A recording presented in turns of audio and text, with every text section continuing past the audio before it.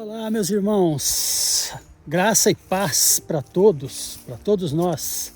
Eu sou o Valdir, esse é o canal Simples, e no vídeo anterior nós terminamos falando sobre o perdão incondicional de Deus. Eu citei o texto lá em que o discípulo perguntou para Jesus: quantas vezes eu tenho que perdoar o meu irmão quando ele errar contra mim, quando ele pecar contra mim? E colocou um número, 7 vezes. Jesus falou não 7, mas 70 vezes 7. Deu então a ideia de um perdão incondicional também para nós, seres humanos, entre nós. Aí nós meditamos, né? Se nós, seres humanos, falhos, pecadores, né, defeituosos, temos que perdoar incondicionalmente, quanto mais Deus não fez isso, não perdoou incondicionalmente. Aí eu disse que ele perdoou a prostituta, perdoou o ladrão, o estuprador, perdoou todo tipo de pessoa, todo tipo de pecador, ele perdoou. Aí a questão levantada foi: se Deus perdoou todos os pecadores, todos, de qualquer tipo de atrocidade que faz, então não existe um inferno, não existe uma condenação,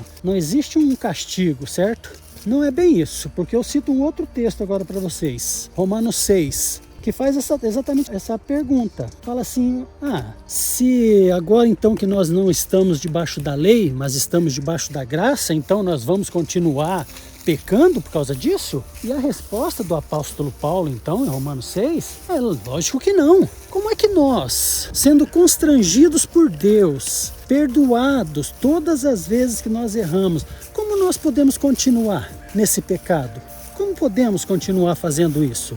A não ser que o ser humano seja realmente um ser homicida, um ser que não quer vida, um ser que não quer perdão, um ser que não quer vida eterna. Que eu também vou deixar aqui embaixo o texto para vocês, que diz que o homicida não tem vida em si mesmo. Ele não ama a própria vida e ele não quer vida eterna. Então, a salvação é para todos os que querem. A condenação também. Você tem que querer ela. Você tem que renegar a vida. Aí então você não é curado. Porque quando você é perdoado, todas as vezes que você erra, você recebe o perdão de Deus, e isso te constrange, isso te leva, no texto vocês vão ler aí, a ser uma nova criatura, a pensar diferente, a ter uma mentalidade diferente. Teu coração é transformado por esse poder perdoador de Deus, que esse é o poder de Deus de salvação, o perdoar. Porque perdoando e tirando da gente o medo de Deus,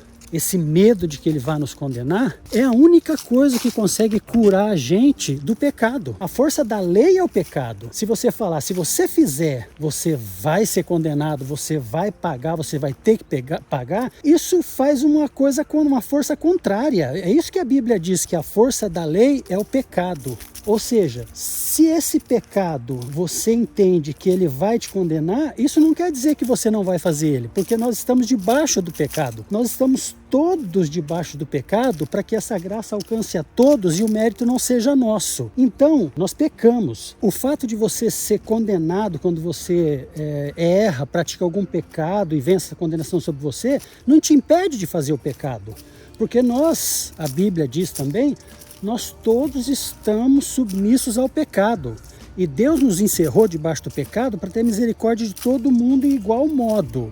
Então é assim, o salvo, a pessoa que foi constrangida por esse perdão infinito e incondicional, ele se constrange, nesse exato momento é batizado no Espírito Santo, crê no perdão, alivia a alma dele, a consciência dele se acalma, se tranquiliza e o pecado perde a força. Não é que vai parar de pecar e nunca mais vai fazer nenhum pecado, outro engano. Não, a pessoa vai pecar ainda. Coisas que o ser humano faz porque está debaixo do pecado, até o crente. Não me venha dizer que crente também não peca. Peca, cobiça, olha, é ganancioso, tem inveja. Tudo pecado que condena, um pecado condena. Então todos pecaram e estão destituídos da glória de Deus.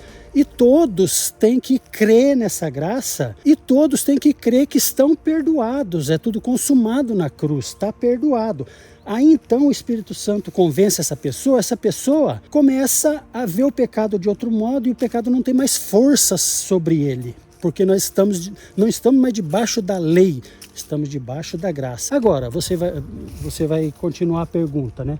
Mas então isso vai acontecer com todos? Todas as pessoas ser constrangida ao ponto então de amar a Deus e se tornar, vamos dizer assim, um pecador salvo, porque todos os salvos são pecadores, todos os pecadores são salvos, não existe nenhum não pecador salvo. Não existe nenhum não pecador, não é? Mas então, todos vão chegar a esse ponto? Não. Não, porque o texto que eu falei para você que o homicida não tem vida em si mesmo, sabe quando a pessoa perde a vontade de viver? Já conhece alguém que prefere que a vida acabe e que ele não vê sentido nenhum mais em viver? Para ele não importa. Para ele a vida é uma angústia. Ele chegou a esse ponto por vários motivos, mas o fato é que se você oferece uma boa notícia como essa para ele, ele não quer. Esse é o homicida, esse é a pessoa que não é que ele vai para o inferno, ele já está no inferno. Assim como nós, os que cremos, que somos perdoados todas as vezes que erramos, nós não vamos para o céu, nós já estamos no céu, o reino de Deus já está dentro de nós.